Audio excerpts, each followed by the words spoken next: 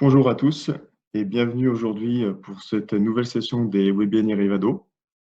Je m'appelle Fabien Perreno, je suis conseiller en partenariat industriel chez Livado et pour animer et modérer ce webinaire, je vais être accompagné de mon collègue Yvan Corriveau, gestionnaire des programmes et services aux membres. Avant de rentrer dans le vif du sujet, juste donc quelques mots sur le déroulement du webinaire. Donc, nous allons avoir qui va nous faire une présentation sur l'apprentissage automatique au service du marché de l'énergie. Et suite à cette présentation, vous aurez tout le loisir ensuite de pouvoir poser des questions via en fait l'interface questions-réponses qui va se matérialiser en fait sur votre interface Zoom par un petit bouton QER ou QEA, dépendamment de la langue de votre navigateur Internet. Et donc, suite à ça, donc, vous pourrez poser toutes vos questions via cette interface et mon collègue Yvan et moi nous occuperons par la suite de modérer la séance de questions qui va suivre la présentation de Mélanie. Pour commencer la présentation, donc, nous avons aussi le plaisir d'accueillir notre collègue Réa Calaf, qui est directrice des partenariats et des collaborations chez Finemel. Et donc, Réa, je te laisse la parole pour quelques mots d'introduction. Oui, bonjour tout le monde. Merci Fabien. Merci tout le monde pour assister aujourd'hui à ce webinaire. J'ai le plaisir de présenter Mélanie Delgado, finissante en maîtrise en intelligence d'affaires à HEC Montréal, qui a été une des premières, de la première cohorte des boursiers du programme Finemel.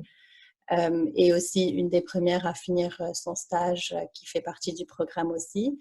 Et en termes de relations avec Hydro-Québec, c'est un des premiers stages qu'on fait avec le parquet d'Hydro-Québec, donc on en est très fiers. Et je m'arrête là et je laisse la parole à Mélanie pour commencer sa présentation. Merci à tous et à bientôt. Merci beaucoup Réa, merci beaucoup Fabien. Alors, je vais juste prendre le temps de partager mon temps. Et moi aussi, je prends le temps de vous souhaiter la bienvenue à ce webinaire sur l'apprentissage automatique au service du marché de l'énergie. Et le projet que je vais vous présenter aujourd'hui, ça a été fait dans le cadre de 2 stages que j'ai fait au parquet des transactions énergétiques à Hydro-Québec. Alors, ils m'ont déjà bien présenté. Mélanie Delgado, je suis finissante en sciences de données analytiques d'affaires à HEC Montréal. Pour le mois de mai de l'année passée, je suis stagiaire en recherche et développement au parquet des transactions énergétiques d'Hydro-Québec. Voici le contenu de la présentation. Premièrement, je vais faire une mise en contexte pour qu'on puisse comprendre un peu c'est quoi les marchés de l'énergie aux États-Unis. Et je vais ensuite expliquer les problèmes ainsi que la solution qu'on a proposée. Et je vais comparer les 2 marchés qui ont été les sujets de mes stages. Et je vais finir par les étapes à venir et la conclusion. Super. Alors, le marché de l'énergie américain est très différent à celui du Québec. Ici au Québec, on a un producteur principal qui est Hydro-Québec qui nous donne de l'énergie, qui nous fournit de l'énergie. Le territoire américain est divisé dans des gros morceaux qu'on appelle des marchés. Et ces gros morceaux sont régulés par des opérateurs indépendants du système.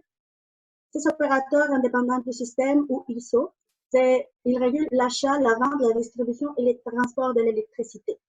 Et ils font ça pour assurer la robustesse du système et la justesse des prix en régulant l'offre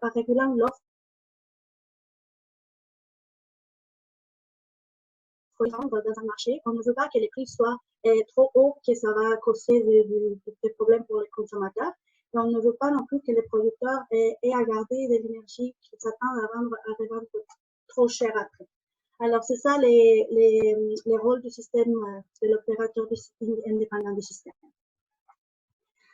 À Hydro-Québec, on fait 2 types de transactions au parquet de transactions énergétiques. La plupart des transactions qu'on effectue, c'est des transactions physiques qui impliquent l'achat et la vente de l'énergie qui sera livrée. Là, l'énergie qu'on parle, l'électricité qu'on parle réelle. Mais on fait aussi des transactions financières. Et mes projets ont porté sur les transactions virtuelles qui consistent dans l'achat et la vente de l'électricité sans promesse de la livrer ou la consommer. Pour les transactions virtuelles, on parle à un marché à 2 temps ou à 2 horizons.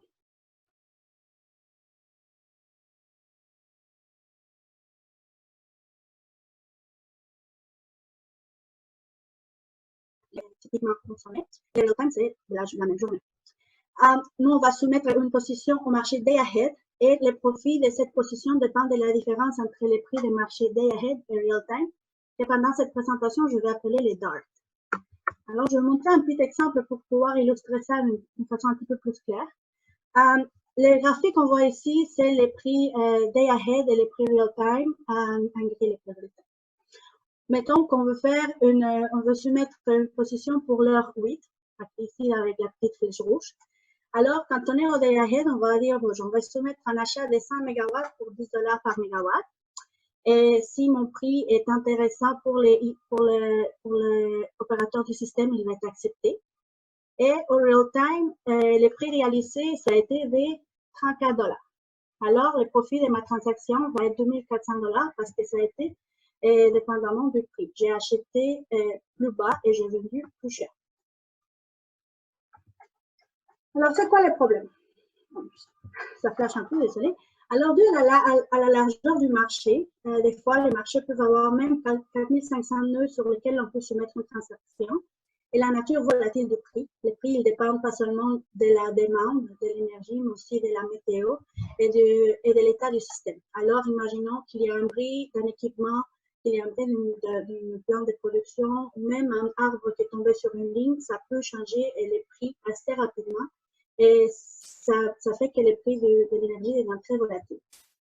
Alors, vu cette complexité-là, les négociants avec lesquels j'ai eu le plaisir de travailler, c'est des personnes qui ont une expérience énorme, qui connaissent très bien leur marché, mais la complexité est tellement grande qu'elles ne peuvent pas tout connaître et tout pouvoir maximiser ses profits. Alors, ce que nous, on voulait faire, c'est pouvoir leur aider à trouver des nouvelles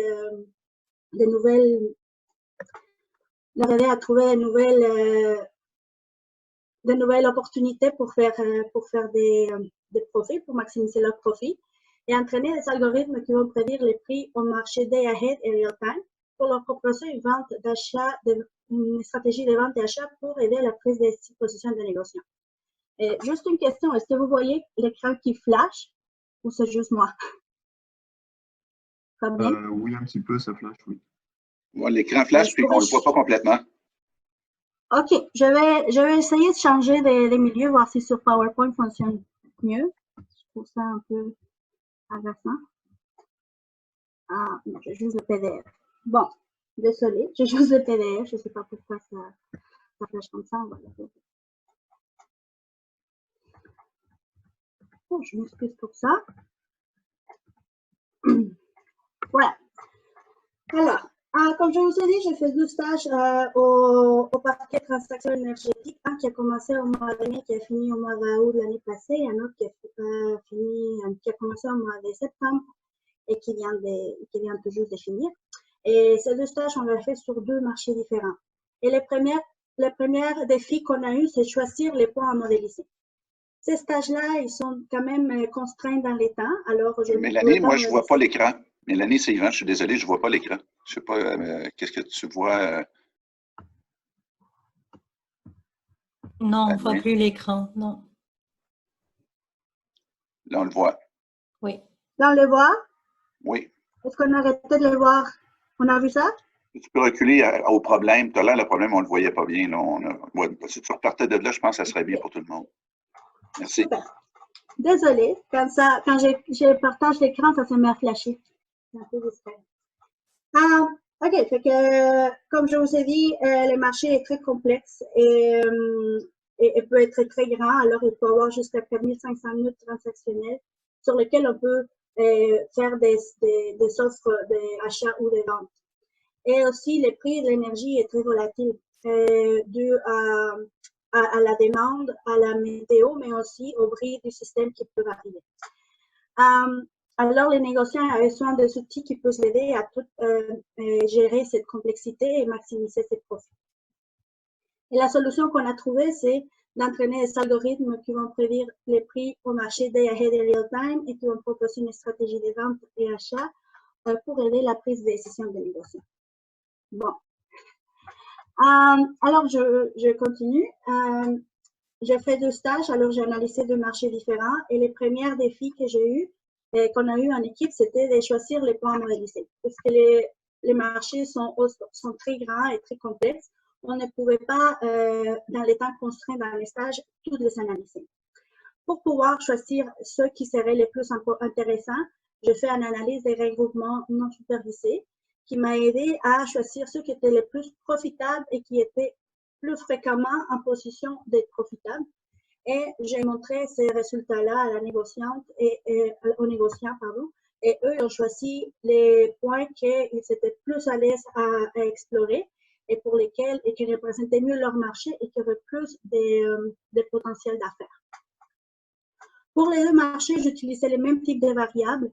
Alors, c'était la prévision de la demande, la prévision de la production du vent, la prévision du prix des gaz, des variables indicatrices pour les heures, les jours de la semaine et les mois, une variable indicatrice pour les jours fériés. Pour les dernières variables du temps, c'est important de les inclure parce qu'on s'est rendu compte que les prix de l'énergie varient aussi dépendamment de l'heure de la journée, du jour de la semaine, du mois, bien sûr, si c'est l'été ou l'hiver, et également si c'est un jour férié ou non. Les premiers marchés que je vais expliquer, c'est les marchés de Pennsylvanie, New Jersey, Maryland, et ça a été mon premier projet. Ça nous a pris un petit peu de temps de pouvoir arriver à une formulation claire du problème qu'on pourrait résoudre avec les données qu'on avait à la main, qu'on avait dans nos mains. Et ces premiers marchés aussi, c'est la première fois qu'on a utilisé l'intelligence artificielle pour pouvoir résoudre ce problème-là. Alors, c'était un apprentissage pour toute l'équipe. Et on a choisi de modéliser 5 points sur 49 dont la formation était disponible. Alors, j'utilisais trois modèles pour faire la modélisation des PGM, la régression linéaire, les forêts aléatoires et les réseaux neuronaux. Ici, on voit deux graphiques qui nous montrent l'erreur sur les prix de day ahead et les prix de real time. On voit que les réseaux de neurones, ici appelés MLP, c'est ceux qui ont la plus petite erreur dans les deux cas, même si ici c'est quand même assez proche. Et c'est ce modèle-là qu'on a choisi pour continuer. Ici, je vous montre un graphique dans lequel mon prix prévu est en bleu et mon prix réel est en rouge. Ici à gauche, on voit les prix du marché au day ahead. On voit qu'on arrive à très bien les modéliser, à très bien les prévoir. Cependant, ici, à droite, on voit les marchés real-time. Et ici, tout ce qui est pic de volatilité, on les manque. Ceci s'explique, comme je vous ai dit tantôt, pour la volatilité des prix qui est encore plus marquée dans les real-time et qui est expliquée sûrement par des bris d'équipement qui ne sont pas prévisibles et qu'on ne peut pas ajouter dans nos modèles pour l'instant pour pouvoir faire des modélisations qui sont plus justes. Mais la façon dont on a pu évaluer nos modèles, voir s'ils avaient un potentiel business, c'est qu'on a inventé, si on veut, une stratégie qui serait dérivée de nos modèles et on l'a comparée à une stratégie benchmark, ici en bleu foncé. Notre stratégie benchmark consiste à une offre de vente systématique qui va être toujours acceptée et dont les profits seraient toujours les dark. Alors, la différence entre les prix day ahead et real time. En bleu clair, on voit les profits des stratégies modèles. On voit qu'il est toujours positif et qu'il est toujours plus grand que celui des stratégies benchmark. Mais on voit aussi que les stratégies benchmark, dans 3 cas sur 5, est perdante. Alors, ceci nous dit que peut-être les points qu'on a choisis, c'est des points que quand on fait des quoi de très naïfs, sont déjà pas très intéressants. Mais on a aussi une troisième façon d'évaluer nos modèles. Ici, c'est les pourcentages de DAR prévus avec les bons signes. Alors, pourquoi ça, c'est intéressant pour nous? C'est que si nous, on prévoit un DAR positif, le DAR étant la différence du prix entre les day ahead et les real time, si on prévoit un DAR positif et le DAR réel est positif, on a, même s'ils ne sont pas tout à fait proches, les deux prix, on a quand même un potentiel de faire des profits. Cependant, si nous, on prévoit un DAR positif et que le DAR réel est négatif, on va faire systématiquement une perte. Alors, on voit que dans plus que 50% de tous nos poids, allant jusqu'à 65%, on prévoit les DART avec un bon signe. Ceci montrait qu'il y avait quand même un potentiel à être exploré dans l'utilisation des modèles d'intelligence artificielle, dans ces cas des réseaux de neurones, pour pouvoir arriver avec des stratégies qui feraient des profits. Maintenant, le deuxième marché. Alors, le deuxième marché, ça a été mon projet d'automne, et c'est un marché qui était un petit peu plus complexe parce qu'il était déjà plus grand. Il y avait 4500 points transactionnels et on a choisi d'en modéliser 10. Pour ces marchés, on a passé notamment plus de temps à faire un choix de points en itérant plusieurs fois sur plusieurs variables pour pouvoir être sûr qu'on mettait toutes les chances de notre côté et qu'on choisissait des points qui avaient du potentiel. Pour ce projet, j'ai aussi choisi d'explorer plus en profondeur des modèles d'ensemble de type de forêt aléatoire, Radian-Boost et XGBoost. Mais j'ai aussi fait la régression linéaire et des réseaux neuronales pour pouvoir comparer avec les marchés des PGM. Alors ici en bas, on voit encore l'erreur du prix, l'erreur sur la prévision du prix d'âme et le prix real time. Ici, on voit que les réseaux de neurones est quand même bas et les XGBoost est quand même plus haut. Mais ce qui était intéressant, c'est que même si les erreurs étaient plus hauts pour les XGBoost, c'est celui avec lequel on arrivait avec un pourcentage d'erreurs prévu avec les bons signes les plus hauts.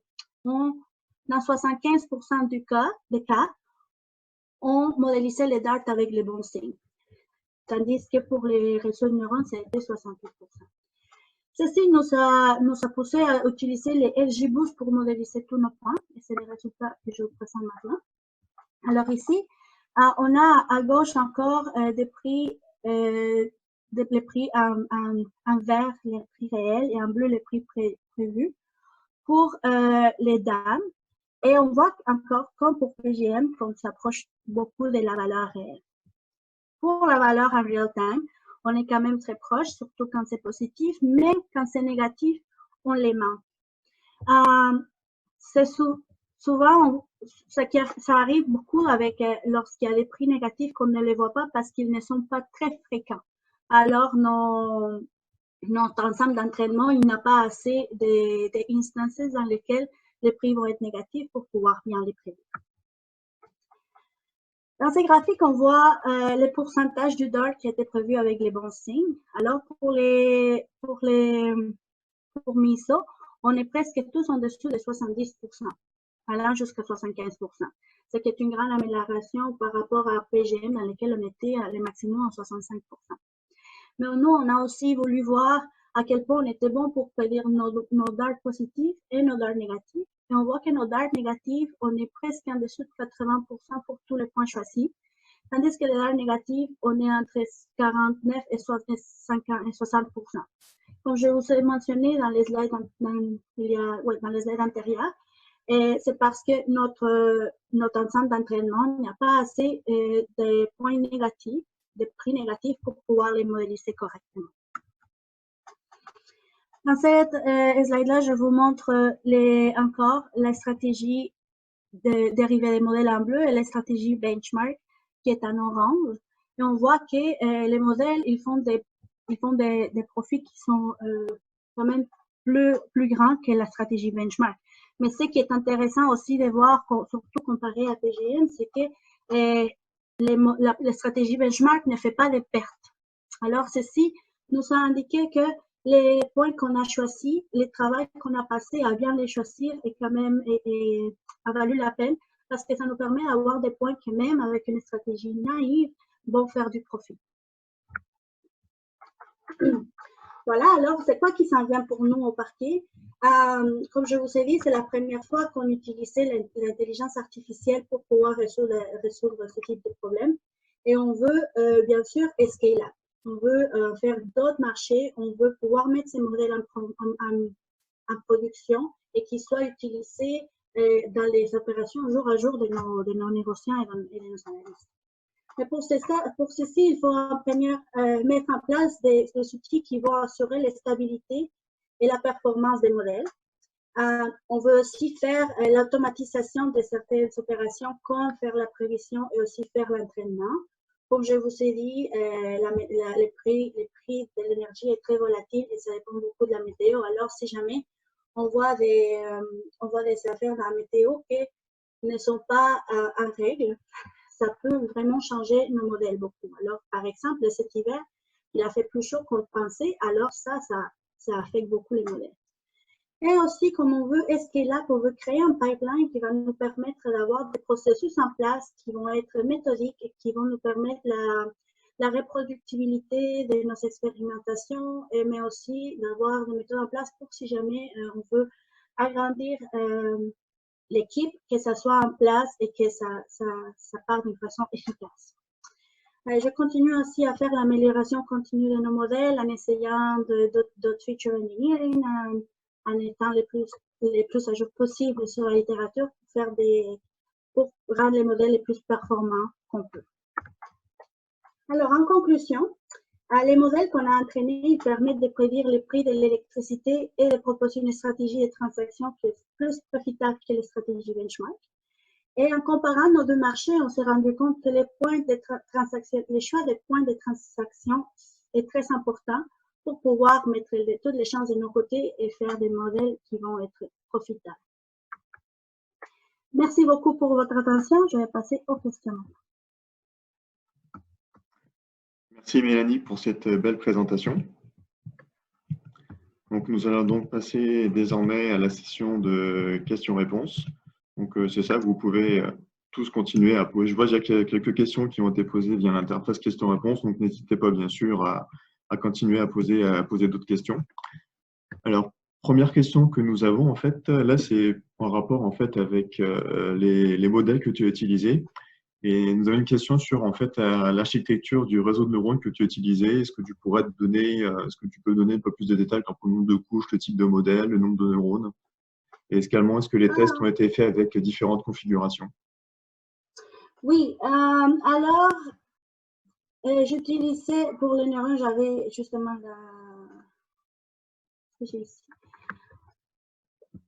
Alors, pour vous expliquer, j'ai fait un modèle pour chaque prix pour chaque point. Alors, dans les cas des PGM, j'ai fait 10 modèles parce que j'avais un modèle pour le prix day ahead, un modèle pour les prix real time.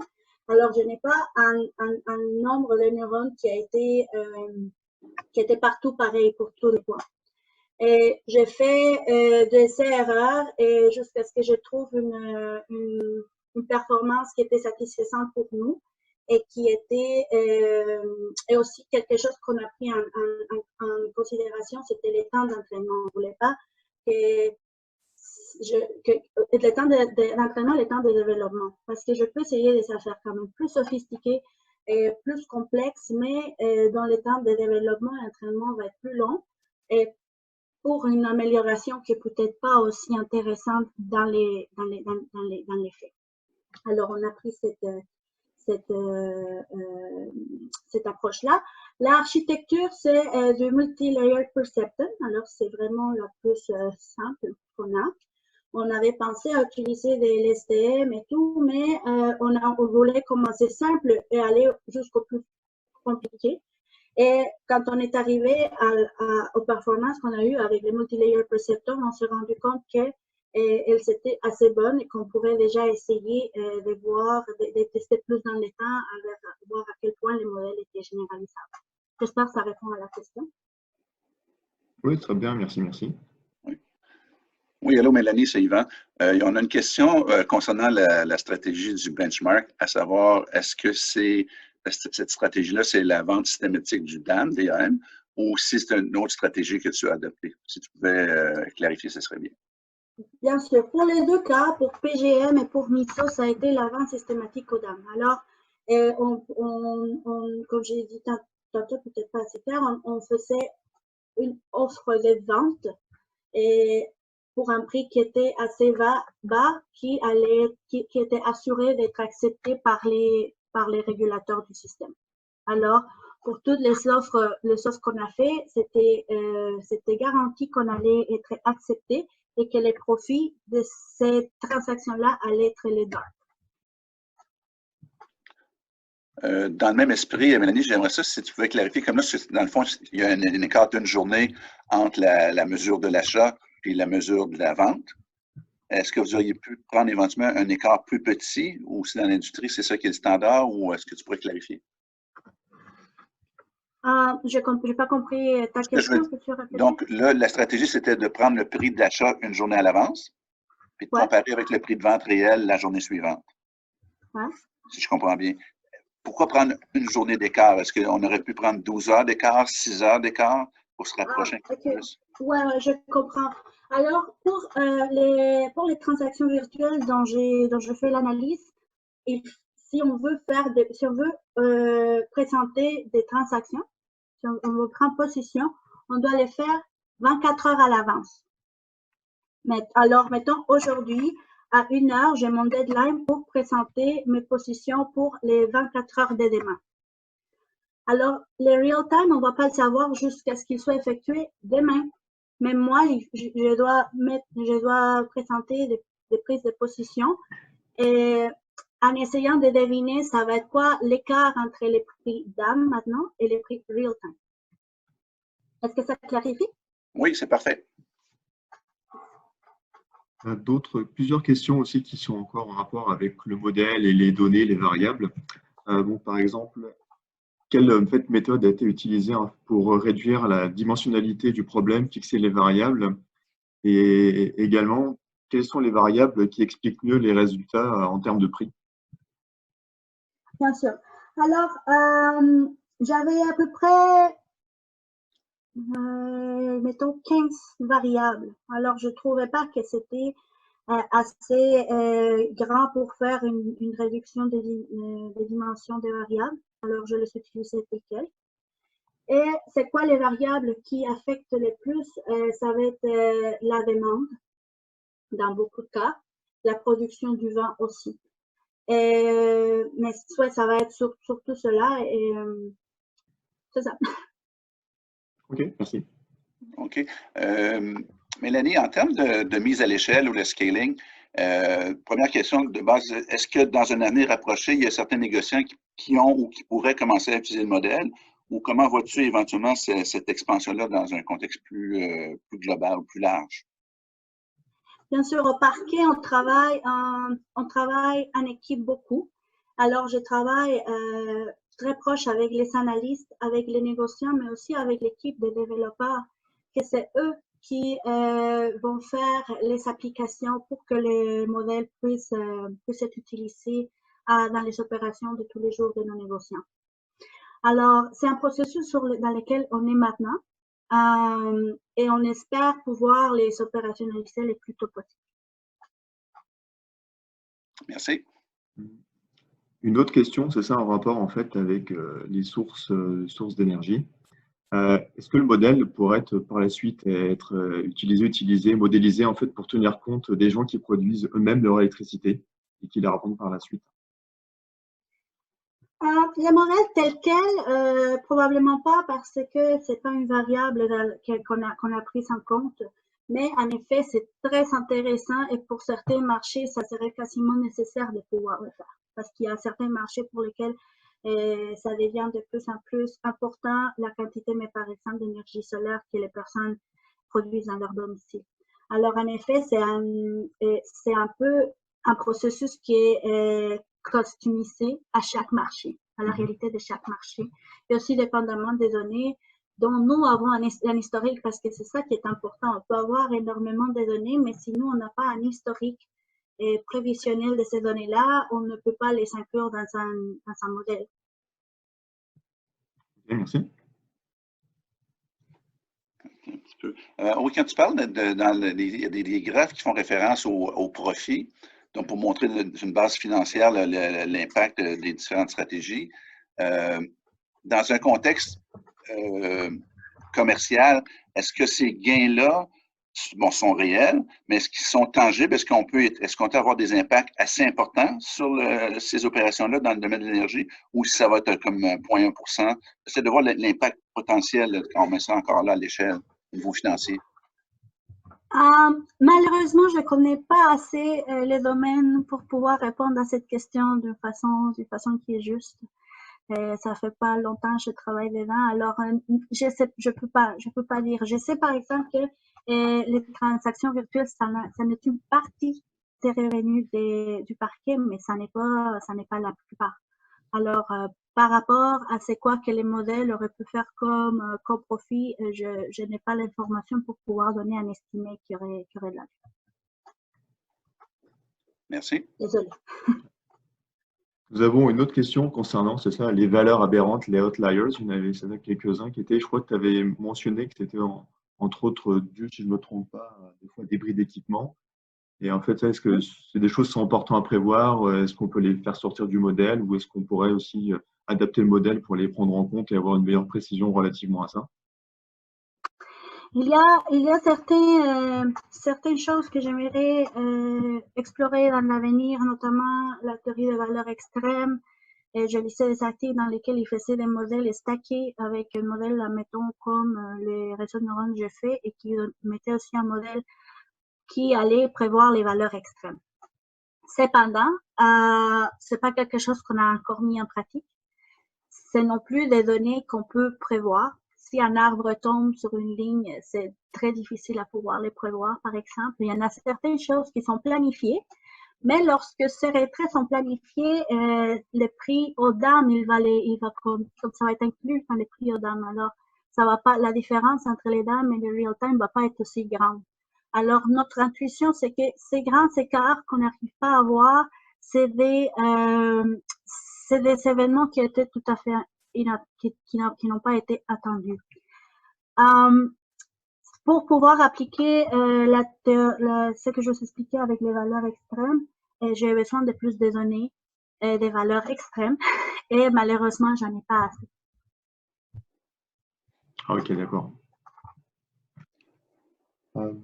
Moi, j'ai une question sur les sources d'énergie que tu avais mentionné au début pour le premier projet que vous avez utilisé en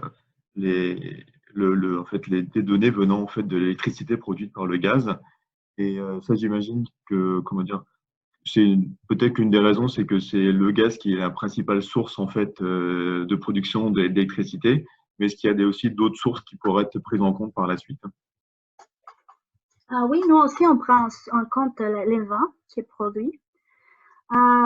Les solaires, éventuellement aussi, ça serait intéressant, les nucléaires. Comme tout, si on pouvait avoir des données, des prévisions, des productions de toutes les sources qui existent, c'est sûr que ça nous aiderait déjà beaucoup. Je pense que ça aiderait beaucoup à mieux prévoir les prix day ahead. Mais puisqu'on les prévoit déjà assez bien, aller chercher ces données-là, ce n'est pas une priorité pour l'instant. Et étant les real-time, notre prix qui est le plus volatile et le plus difficile à prévoir. Mais en effet, ça serait intéressant de pouvoir inclure l'information sur les autres sources d'énergie. Ok, merci. Mélanie, concernant, on parle maintenant du marché de l'énergie. C'est sûr que dans le contexte du marché, des marchés financiers, la bourse, New York, Toronto, tout ça, il y a des modèles, tout ça. Est-ce que vous avez regardé un peu ce qui se fait du côté de la prévision dans ces contextes-là où c'est tellement différent que c'est pas vraiment pertinent pour ce que vous faites? Est-ce qu'il pourrait y avoir des synergies croisées dans la façon d'attaquer le problème? Pour la prévision, mettons, en comparant pour la prévision dans les marchés du stock market? Oui. Si je comprends bien? Oui. OK. Oui, mais en fait, c'est différent. Comme oui, il y a des synergies que peuvent aller chercher, mais en même temps, c'est différent. Surtout dans ce qui est les transactions virtuelles, compte tenu de l'horizon de prévision dont je vous ai parlé tantôt. Il faut que je fasse une prise de position aujourd'hui pour demain. Tandis que souvent, quand je vais chercher en littérature, c'est quoi qu'ils utilisent? C'est souvent des reinforcement learning, mais on n'est pas rendu là. De mon côté, en tout cas, je manque de connaissances pour pouvoir l'appliquer. Aussi des horizons de prévision qui sont plus courts, plus en real time. Et ça s'applique pas au contexte des transactions virtuelles comme on les modélise maintenant. Mais en effet, je suis allée chercher, voir comment comment ils font pour utiliser, mettons, des modèles de type des réseaux convolutionnels ou des réseaux récurrents pour faire des séries temporelles. Mais c'est pas quelque chose que j'ai appliqué encore. OK. Petite question concernant la demande. Est-ce que vous avez pu identifier des patterns dans la demande avec la modélisation, puis un peu dans la même optique, dans le contexte de la COVID-19? Est-ce que les modèles devraient être complètement recalibrés parce que c'est très différent? Donc, comment vous vous adaptez aux variations de demande, en fait? La réponse simple et courte, c'est en réentraînant le plus souvent qu'on peut. Les patterns d'éléments, on les connaît déjà. Hydro-Québec connaît très bien ce type de données. Au parquet, on connaît très bien ce type de données. C'est pour ça que je vous ai dit que, par exemple, on sait que la demande, elle va changer selon l'heure. Je vous ai dit les prix, mais bon, le prix est lié directement à la demande. Alors, si c'est les matins ou les soirs, la demande va être différente. Dans les mois d'été, au sud, elle est plus grande parce que les mondes mettent leur air conditionné plus fort. Alors oui, tout ça c'est connu. Tout ça a été pris en compte. Et c'est en utilisant ces variables indicatrices de temps que je l'ai pris en compte. Et pour la COVID-19, pour vous être honnête, on n'a pas vraiment regardé encore avec, justement, on s'adapte à cette réalité-là. Alors, les modèles sont dus pour faire du réentraînement, pour pouvoir inclure cette nouvelle information et ces nouveaux patterns de demande. Merci. Une autre question concernant, c'est ça, les sources d'énergie. Est-ce que ce sera possible ou est-ce que c'est possible d'inclure dans le modèle en fait les techniques de stockage d'énergie en fait qui permettent d'atténuer l'intermittence des sources renouvelables?